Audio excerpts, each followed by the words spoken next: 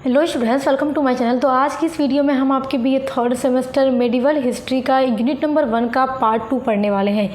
जो भी बच्चे बीए थर्ड सेमेस्टर में हैं, मेडिवल हिस्ट्री पढ़ते हैं यानी मध्यकालीन इतिहास पढ़ते हैं, जिसमें आपको पढ़ना है हिस्ट्री ऑफ मॉडर्न इंडिया 1757 ईस्वी से 1950 ईस्वी तक, यानी आधुनिक भारत का इतिहास आपको पढ़ना है कि 1757 ईस्वी से लेकर के 1950 तक जितनी भी घटनाएं हमारे भारत में हुई थी उन सभी को आपको अपने बीए थर्ड सेमेस्टर हिस्ट्री के अंदर पूरा डिटेल में पढ़ना है।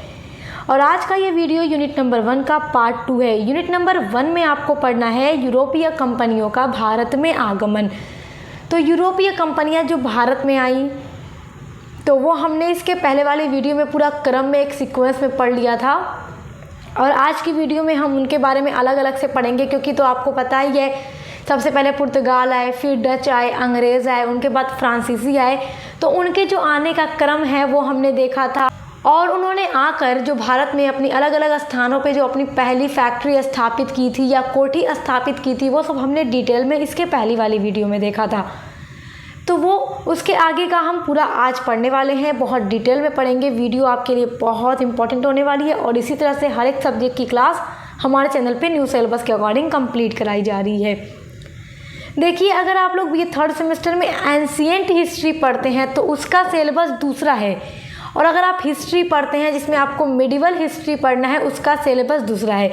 तो आज हम मेडिवल हिस्ट्री का पढ़ रहे हैं यूनिट नंबर 1, ठीक है। एंशिएंट हिस्ट्री का भी हम करा देंगे, आपको परेशान नहीं होना है। चलिए पढ़ना शुरू करते हैं। देखिए यहाँ पे आप देख रहे हैं पुर्तगालियों का आगमन। तो जो इसके पहले वाली वीडियो है उसमें जब मैंने आपको पुर्तगालियों, डच, अंग्रेज़ या फिर फ्रांसीसियों का आगमन पढ़ाया था तो उसके बारे में पूरा डिटेल में मैंने आपको पढ़ा दिया था। तो पुर्तगालियों का जो आगमन है इसके पहले वाली वीडियो में मैंने आपको पढ़ा दिया है। अगर आप पढ़ना चाहते हैं तो डिटेल में जाके पढ़ लीजिएगा। पुर्तगालियों के जितने भी अलग अलग से गवर्नर थे उनके बारे में भी मैंने पढ़ा दिया है। तो यहाँ पर हम पुर्तगालियों के बारे में नहीं पढ़ने वाले हैं। आज हम पढ़ेंगे डचों का आगमन, अंग्रेज़ों का आगमन और फ्रांसीसियों का आगमन। पुर्तगाली वाला आपको पार्ट 1 चेक करके पढ़ लेना है, ठीक है। चलिए देखते हैं डचों का आगमन। देखिए, पुर्तगालियों का भी बहुत इंपॉर्टेंट है, इसलिए पार्ट 1 चेक कर लीजिएगा, प्लेलिस्ट आपको मिल जाएगी। चलिए देखिए, डचों का आगमन। पुर्तगाल जब भारत में आते हैं 1498 ईस्वी में, उसके बाद डचों का आगमन भारत में होता है। तो 1602 ईस्वी में हॉलैंड के निवासी डचों ने डच ईस्ट इंडिया कंपनी की स्थापना की। किस लिए की? भारत में व्यापार करने के उद्देश्य से। अब आप सोचेंगे कि ये सारे लोग भारत के साथ व्यापार क्यों करना चाहते थे। देखिए, यूरोपीय देश जो थे वो भारत के साथ व्यापार करने के लिए काफ़ी ज़्यादा उत्साहित थे, क्योंकि भारत के साथ व्यापार करके उन्हें काफ़ी मुनाफा होता था और भारत से वो लोग सस्ता माल खरीदते। यहाँ तक कि भारत का जो मसाला था उसकी यूरोप में काफ़ी डिमांड थी, तो वो ये सब कुछ यहाँ से सस्ते दर पे ले जाते थे और वहाँ ले जाकर बेचकर अच्छा मुनाफा कमाया करते थे। तो देखिए, इसके पीछे ना जो पूरा लॉजिक है कि वो क्यों भारत के साथ व्यापार करना चाहते थे। भारत सबसे पहले पुर्तगाली कैसे आए, कैसे भारत में आने के लिए जैसे समुद्री मार्ग की खोज की गई। तो पूरा लॉजिक जो है वो हमने देखा है इसके पहले वाली वीडियो में, पार्ट 1 में। तो अगर आप उसको नहीं देखेंगे, नहीं पढ़ेंगे तो आप आगे के टॉपिक को अच्छे से समझ नहीं पाएंगे। इसलिए आप प्लीज़ देख लीजिएगा, क्योंकि आपके लिए ही वो बेनिफिशियल होगा एग्ज़ाम में। देखिए, भारत में डचों को पुर्तगालियों एवं अंग्रेज़ों से संघर्ष करना पड़ा, क्योंकि देखिए पुर्तगाल यहाँ आए, उनके बाद डच आए, डच के बाद यहाँ अंग्रेज़ आए थे। लेकिन जब कंपनी स्थापित की जाती है तो पहले पुर्तगालियों ने की, फिर अंग्रेज़ों ने की, उसके बाद डच ने अपनी कंपनी यहाँ पे लगाई थी, कंपनी स्थापित की थी। तो अब अंग्रेज़ भी शक्तिशाली, पुर्तगाली भी शक्तिशाली, तो उनके आगे डच को हारना पड़ता है, संघर्ष करना पड़ता है। डच जो थे पुर्तगालियों को हटाने में तो सफल हो जाते हैं, किंतु अंग्रेज़ों से वो पराजित हो जाते हैं। अंग्रेज़ की विजय होती है और डचों को हार का सामना करना पड़ता है। भारत में जो डच आए थे उनके 2 प्रमुख उद्देश्य थे। पहला उद्देश्य था कि भारत के साथ व्यापार करना और ज़्यादा से ज़्यादा मुनाफा कमाना, और दूसरा उनका उद्देश्य था कि भारत में अपनी राजनीतिक सत्ता को स्थापित किया जाए। तो जितनी भी यूरोपीय कंपनियां आती थी वो भारत की स्थिति को देखकर, राजनीतिक स्थिति को देखकर यहाँ पर अपनी सत्ता भी स्थापित करने के ख्वाब सजाने लगती थी। तो यही कुछ सपना डचों का भी था, मगर सपना पूरा किसका होता है? अंग्रेज़ों का, क्योंकि अंग्रेज़ यहाँ पे आप लोगों ने देखा कि 150 से 200 वर्षों तक शासन करते हैं। तो डचों के आगमन से आपको इतना याद रखना है, इतना आपको ज़्यादा अगर कुछ याद रखना है तो पुर्तगालियों के बारे में और अंग्रेज़ों के बारे में। डच के बारे में आप इतना याद रखेंगे तो भी आपके लिए सही है। चलिए आइए अब अंग्रेज़ों का आगमन पढ़ते हैं। देखिए अंग्रेज़ों का आगमन। इंग्लैंड की व्यापारिक समृद्धि हेतु 31 दिसंबर सन 1600 ईस्वी में लंदन में ईस्ट इंडिया कंपनी की स्थापना की जाती है। ईस्ट इंडिया कंपनी की स्थापना भारत के साथ व्यापार करने के उद्देश्य से की गई थी। दिसंबर सन 1600 ईस्वी में लंदन के कुछ व्यापारियों की एक कंपनी को पूर्वी देशों से व्यापार करने का अधिकार प्रदान किया जाता है, यानी चार्टर प्रदान किया जाता है। यही कंपनी कालांतर में ईस्ट इंडिया कंपनी के नाम से फेमस हो जाती है। और ईस्ट इंडिया कंपनी की स्थापना मूलतः एक व्यापारिक कंपनी के रूप में तो हुई थी, इसीलिए आरंभ के वर्षों में कंपनी का जो उद्देश्य था वो ये था कि व्यापारिक विकास के लिए अधिक सुविधाएं प्राप्त किया जाए। परंतु बाद में भारत में व्याप्त जो राजनीतिक अस्थिरता थी, उन अस्थिरता को देखते हुए ब्रिटिश ईस्ट इंडिया कंपनी का जो उद्देश्य था वो पूरी तरह से बदल जाता है। उद्देश्य बदलता है कि अब कंपनी जो है व्यापार के साथ साथ भारत की राजनीतिक सत्ता को भी प्राप्त करने के लिए तत्पर हो जाती है, उत्साहित हो जाती है। अब अंग्रेज़ों को ये लगने लगा था कि भारत की जो राजनीतिक अस्थिरता है, इनमें अगर हम चाहें तो इंटरफेयर करके हम अपनी सत्ता स्थापित कर सकते हैं और भारत जैसे शक्तिशाली महान देश पर शासन कर सकते हैं। तो इसलिए यहाँ पर आने के बाद जो सिर्फ व्यापार का एकमात्र उद्देश्य था वो अब राजनीतिक सत्ता प्राप्त करने में भी बदल जाता है। व्यापार तो कर ही रहे हैं, अब यहाँ पर शासन भी करने के इन्होंने ख्वाब सजा लिए थे।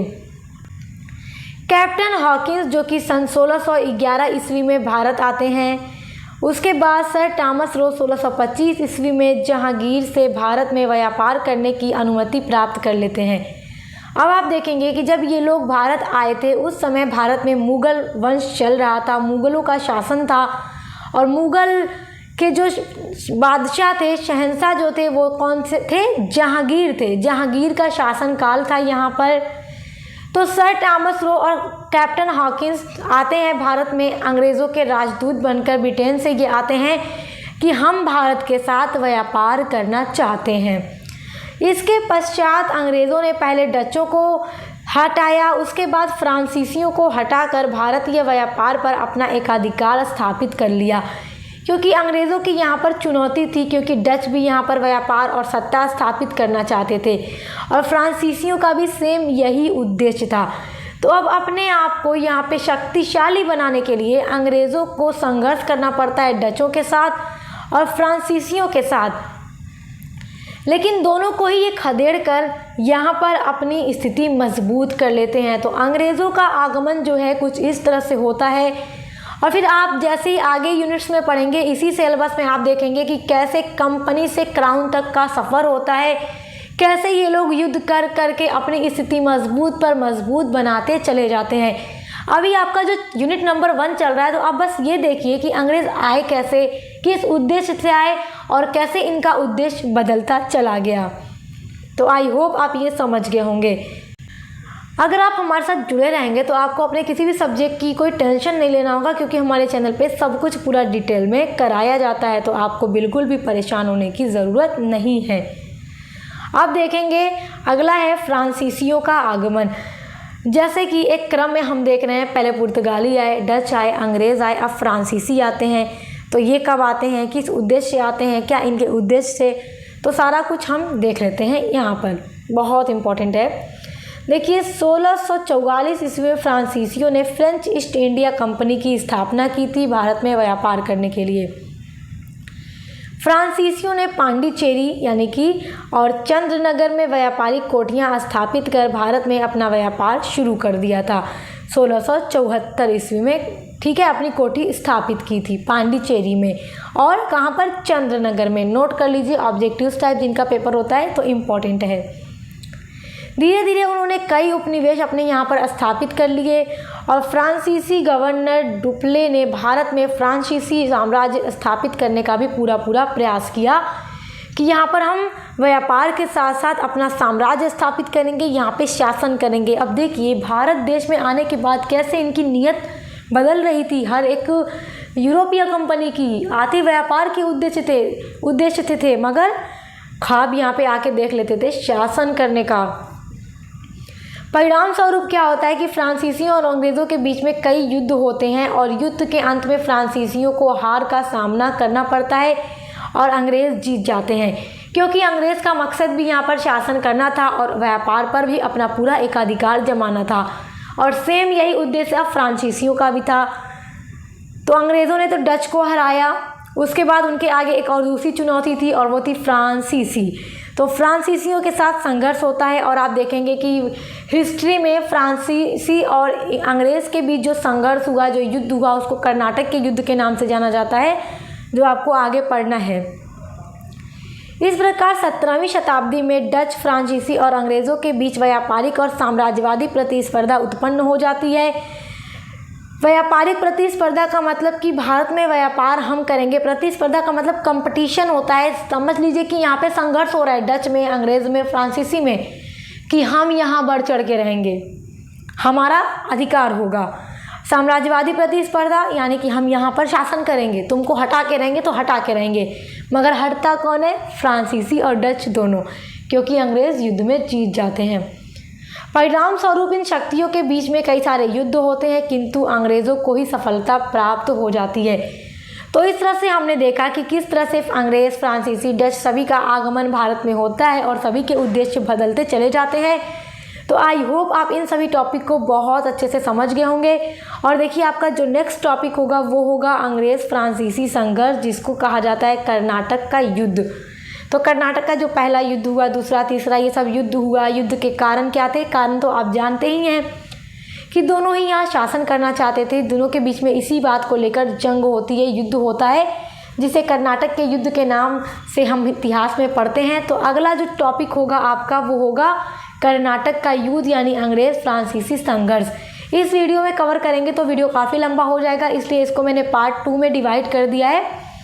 सॉरी, पार्ट 3 होगा ये आपके यूनिट नंबर 1 का। तो यूनिट नंबर 1 का पार्ट 3 होगा, जिसमें हम अंग्रेज़ फ्रांसीसी संघर्ष को पढ़ेंगे। और ऐसे ही आपके हर यूनिट पर मैं डिटेल में वीडियो प्रोवाइड करूंगी, आपको बिल्कुल भी परेशान होने की ज़रूरत नहीं है। हर एक सब्जेक्ट की क्लास के लिए आप हमारे चैनल पर विजिट कीजिएगा। हर एक सब्जेक्ट की प्लेलिस्ट बनी हुई है। बीए के लिए बेस्ट चैनल है, अच्छे से पढ़ाई कीजिए। Best of luck. हम मिलते हैं नेक्स्ट वीडियो के साथ।